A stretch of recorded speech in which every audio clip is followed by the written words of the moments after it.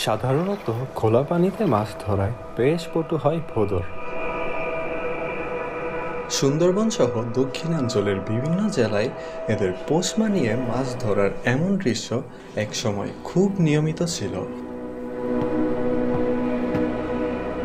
কালের বিবর্তনে এগুলো তেমন আর চোখে না পড়লেও নড়াইলের গোয়ালাবাড়ি গ্রামের ৬টি পরিবার এখনও এই প্রাচীন পদ্ধতিতেই মাছ শিকার করেন।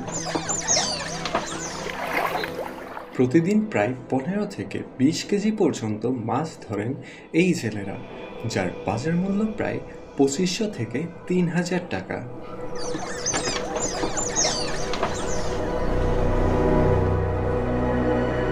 পানিতে ছাড়ার আগে ও পরে ভোঁদড়দের বিশ্রামের জন্য মাছ ধরা নৌকার একপাশে পাশ দিয়ে ছোট্ট একটি ঘর করে প্রশিক্ষিত ভোঁদড়দের সেখানে রাখা হয়।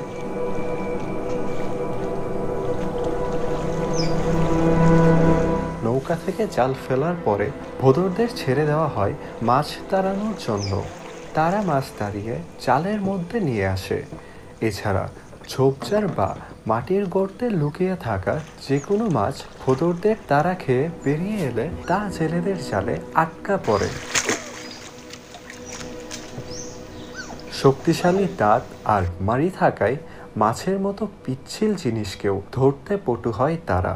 সাঁতার কাটার সময় ভোঁদড়দের নাক ও কানের ফুটো বন্ধ থাকে। এরা পানির নিচে প্রায় আধা কিলোমিটার পর্যন্ত যেতে পারে বলে জানান জেলেরা।